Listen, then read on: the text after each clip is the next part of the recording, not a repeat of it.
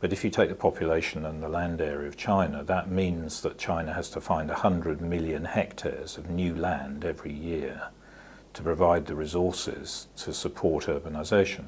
So that's the materials, the energy, the maize to feed the cattle for the meat eating and so on. And China doesn't have any spare hectares in China. So China has said to itself, you know, we can't keep doing this. We've got to move to this ecological model of resource efficiency, and we've got to start living more off our own resources if we're going to get to a point where we're fully urbanized, which is sort of where they're trying to head.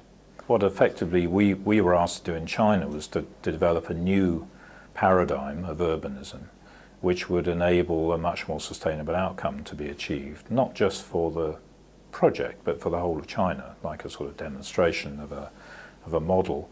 And the obvious parameters to drive this were enabling people to live with a very low ecological footprint, less than or close to the global Earth share figure, which is currently around 2 hectares per person. Secondly, to try and use renewable energy sources as much as possible.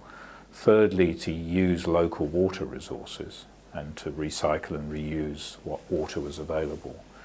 And fourthly, to actually try and grow as much food locally as possible, so that you didn't have to bring food from a long way away, which would mean the ecological footprint was lower.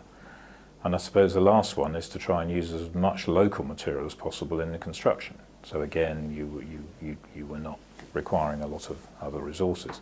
We were the first people in the world to try and attempt to plan a city at a large scale with those types of parameters